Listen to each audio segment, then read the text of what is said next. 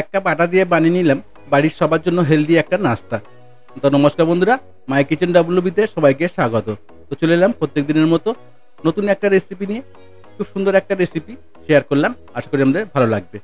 আটা দিয়ে যে এত সুন্দর একটা ব্রেকফাস্ট রেসিপি তৈরি করা যায়, না দেখলে বিশ্বাস করতেই পারবেন না। তো চলুন দেখে নেবো আজকের রেসিপি কীভাবে বানাবো আর কী লাগছে এই রেসিপিটা বানাতে, দেখে নেবো স্টেপ বাই স্টেপ। বাচ্চা থেকে বয়স্ক সবার পছন্দের একটা রেসিপি, হেলদি একটা রেসিপি শেয়ার করলাম, আশা করি আমাদের ভালো লাগবে। তো পুরো রেসিপিটা দেখার অনুরোধ রইল। চলুন শুরু করবো আজকের রেসিপি। তো এই রেসিপিটা বানাতে আমি আগে একটা ডো বানিয়ে নেব। তো ডো বানানোর জন্য আমি একটা মিক্সিং বোল নিয়েছি, আর এখানে দিয়ে দেবো 2 কাপ গমের আটা। আপনি এটাকে ময়দা দিয়েও বানাতে পারেন, আমি এখানে আজকে আটা দিয়ে বানাবো।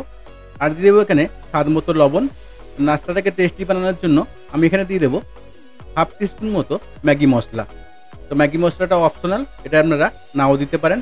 তো আমি এখানে টেস্টের জন্য দিয়েছি হাফ টিস্পুন ম্যাগি মশলা। দিয়ে সবগুলোকে একসঙ্গে ভালো করে একটু মিশিয়ে নেব। দেখুন এমনভাবে ভালো করে একটু মিশিয়ে নিতে হবে। ভালো করে মেশানো হয়ে গেলে এখানে আমি অল্প অল্প জল দিয়ে একটা ডো বানিয়ে নেব। লিকুইড একটা ডো বানিয়ে নিতে হবে। তো আমি ভালো করে মিশিয়ে রেডি করে নিয়েছি বন্ধুরা। এবার আমি অল্প অল্প জল এখানে দিয়ে দেবো, দিয়ে ভালো করে একটা ডো বানিয়ে নেব। জলটা আমি অল্প অল্প দেবো, একসঙ্গে দেবো না, অল্প অল্প দিয়ে এটাকে ভালো করে আমি একটা ডো বানিয়ে নেব, লিকুইড ডো। এখানে আমি 2 কাপ আটা নিয়েছি, আপনারা আপনার হিসাব মতো কমিয়ে বাড়িয়ে নিতে পারেন, যেমন আপনারা বানাবেন তেমন কমিয়ে বাড়িয়ে নেবেন। তো অল্প অল্প জল দিয়ে একটা ডোটা ভালো করে আমি ফেটে নেব, যেন কোনো দানা দানা দানা থাকে। বাচ্চাদের স্কুলের টিফিন বলুন আর ব্রেকফাস্টের জন্য বলুন, খুব হেলদি একটা রেসিপি বন্ধুরা। অত অবশ্যই বাড়িতে একবার ট্রাই করবেন। খুব চটজলদি এটাকে আপনি রেডি করে নিতে পারেন স্কুল টিফিনের জন্য বা অফিস টিফিনের জন্য। তো দেখুন বন্ধুরা, ব্যাটারটা আমার রেডি হয়ে গেছে।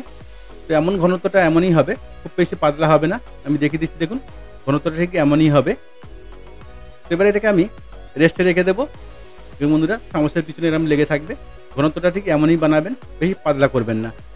এবার ডোটাকে আমি সেট করার জন্য রেখে দেবো 25 থেকে 30 মিনিট রেস্টে রেখে দেবো। তারপরে চলে যাব পরের স্টেপে। তো আমরা একটা সস বানিয়ে নেব। তার জন্য নিয়েছি এখানে রসুন, নিয়েছি আদা, কাঁচা লঙ্কা, টমেটো, আর নিয়েছি কারি পাতা। আমি এখানে 2খানা টমেটো নিয়েছি, আপনারা যেমন বানাবেন তেমন হিসাবে নিয়ে নেবেন। তো সবগুলোকে আমি কেটে রেডি করে নেব, চপিং করে নেব। লঙ্কা, টমেটো, আদা, রসুন সব একটু চপিং করে নিতে হবে সসটা বানানোর জন্য। লঙ্কাটা আমি ফাইন করে চপিং করে নেব। কাঁচা লঙ্কা নিয়েছি এখানে আমি। আদাটাকেও ওরকম ফাইন করে চপিং করে নিতে হবে। আদা রসুন এমনভাবে ভালো করে একটু ফাইন করে চপিং করে নিতে হবে।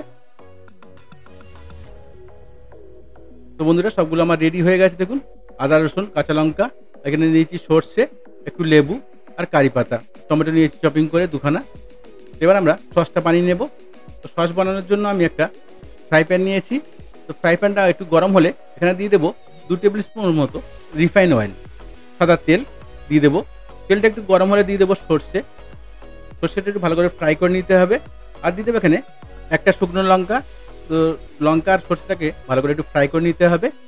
গোটা সর্ষে আর লঙ্কাটা একটু ভাজা হয়ে গেলে তারপরে এখানে দিয়ে দেবো আমরা আদা আর রসুন, যে চপিং করে রেখেছিলাম আদা রসুনটা সেখানে দিয়ে দেবো। আমি এখানে রসুন দিয়েছি কাঁচা লঙ্কা একটু ফ্রাই করে নিয়ে আদাটাকে দিয়ে দেবো। দিয়ে ভালো করে একটু ফ্রাই করে নেব, যতক্ষণ না একটু কাঁচা গন্ধটা চলে যাচ্ছে। সবগুলো একটু ভালো করে ফ্রাই হয়ে গেলে তারপর এখানে দিয়ে দেবো আমরা কারি পাতা। কারি পাতাটা দিয়ে একটু ভালো করে একটু ফ্রাই করে নেবো। আর একটু ফ্রাই করে নিয়ে তারপর এখানে দিয়ে দেবো আমরা টমেটো, যে চপিং করে রেখেছিলাম 2খানা টমেটো দিয়ে দেবো সসের জন্য। খুব সুন্দর একটা রেসিপি বন্ধুরা, অবশ্যই বাড়িতে ট্রাই করবেন। আর যদি বাড়িতে ট্রাই করেন কমেন্টে জানাতে ভুলবেন না রেসিপিটা আপনাদের কেমন লেগেছে। টমেটো দিয়ে ভালো করে এটাকে ফ্রাই করে নিতে হবে। টমেটো যতক্ষণ না গলে যাচ্ছে ততক্ষণ একটু ভালো করে ফ্রাই করে নিতে হবে। একটু ফ্রাই করে নিয়ে তারপর এখানে দিয়ে দেবো আমরা মশলা। তো মশলা আমি এখানে দিয়েছি খুব হালকা মশলাই দেবো, এখানে খুব বেশি মশলা দেবো না। তো দিয়েছি লবণ স্বাদ মতো হাফ টিস্পুন।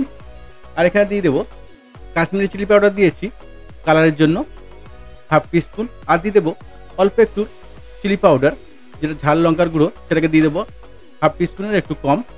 তো দিয়ে সবগুলো ভালো করে একটু ফ্রাই করে নেব। ভালো করে ফ্রাই করে নিতে হবে। সবগুলো ভালো করে একটু ফ্রাই করে নিয়ে তারপর এটাকে আমি ঢেকে রেখে দেবো যতক্ষণ না টমেটোটা গলে। ভালো করে এটা ঢেকে ভালো করে ফ্রাই করে নেব। তো দেখুন বন্ধুরা, টমেটোটা আমার গলে রেডি হয়ে গেছে। সসটা আমার প্রায় কমপ্লিট। এবারে আমি দিয়ে দেবো এখানে অল্প একটু চিনি আর লেমন জুস।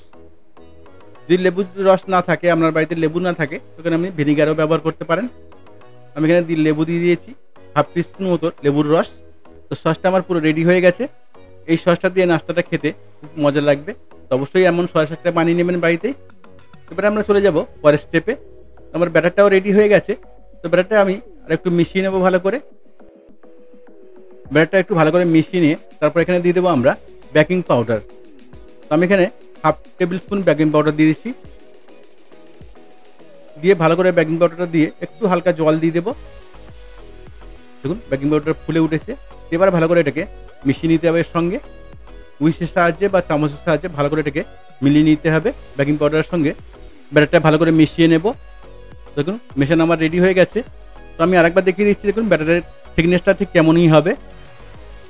দেখুন চামচের পিছনে দিলে লেগে যাবে এরকমভাবে ব্যাটারটা বানাবেন, তাহলে কী হবে, রেসিপিটা খুব সুন্দর হবে। তো এবারে আমি একটা ফ্রাই প্যান নিয়ে নেব। আর ফ্রাই প্যানটাকে আমরা একটু তেল ব্রাশ করে নেব। দেখুন এমনভাবে তেলটা একটু ব্রাশ করে নেব। বেশি তেলের দরকার নেই, কম তেলেই এটা রেডি করে নিতে পারবেন। তেলটা ব্রাশ করে ফ্রাই প্যানটা গরম হয়ে গেলে তারপরে এক ডাব্বু করে এখানে আমি দিয়ে দেবো। আপনি যেমন সাইজ বানাবেন সেরকম সাইজে এগুলো তৈরি করে নিতে পারেন। আমি ছোটো ছোটো সাইজ বানাবো, মিডিয়াম সাইজ। এক ডাব্বু দিয়েছি, দিয়ে এটাকে আমি ঢেকে রেখে দেবো। দেখুন এমনভাবে এক একটা নাস্তা বানাতে 1 মিনিট লাগবে, বেশি টাইম লাগে না। খুব কম টাইমের মধ্যে এটা রেডি করে নিতে পারেন। তো অবশ্যই বাড়িতে ট্রাই করবেন। আর যদি বাড়িতে ট্রাই করেন কমেন্টে জানাতে ভুলবেন না রেসিপিটা আপনার কেমন লেগেছে। দেখুন বন্ধুরা কত সুন্দর হয়েছে, যত সুন্দর দেখতে লাগছে খেতেও খুব মজা লাগবে। তো অবশ্যই একবার বাড়িতে ট্রাই করবেন। এমন সব মজার মজার রেসিপি দেখতে অবশ্যই চ্যানেলটাকে সাবস্ক্রাইব করে রাখবেন। আর বেল আইকনটাকে অলে সেট করে রাখবেন, তাহলে কী হবে, আমি যখনই নতুন রেসিপি ছাড়বো নোটিফিকেশনটা আমার কাছে আগে পৌঁছবে। তো একখানা নাস্তা আমার রেডি হয়ে গেছে। এবার আমি এমনভাবে সবগুলোকে রেডি করে নেব। দেখুন খুব সহজে, খুব কম টাইমের মধ্যে এটা রেডি করে নিতে পারেন। খুব মজাদার একটা রেসিপি। অবশ্যই কমেন্টে জানাবেন রেসিপিটা আপনার কেমন লাগলো। আপনার একটা মূল্যবান কমেন্ট আমার আর নতুন নতুন রেসিপি বানাতে অনেক সাহায্য করবে। ধন্যবাদ বন্ধুরা পুরো রেসিপিটা দেখার জন্য। আর কে কোথা থেকে আমার রেসিপিটা দেখছেন অবশ্যই কমেন্ট করে জানাবেন। যদি ফেসবুক পেজ থেকে দেখে থাকেন এমন সব মজার মজার রেসিপি পেতে পেজটাকে ফলো করে নেবেন। আর যদি ইউটিউব থেকে দেখে থাকেন তো চ্যানেলটাকে সাবস্ক্রাইব করতে ভুলবেন না। তো পুরো ভিডিওটা দেখার জন্য সবাইকে ধন্যবাদ। ভালো থাকবেন, সুস্থ থাকবেন। আবার দেখা হবে নেক্সট রেসিপিতে। আর কী ধরনের রেসিপি আপনারা দেখতে চান অবশ্যই কমেন্ট করুন, সেই সব রেসিপি নিয়ে আসবো আপনাদের জন্য। ধন্যবাদ, ভালো থাকবেন, সুস্থ থাকবেন।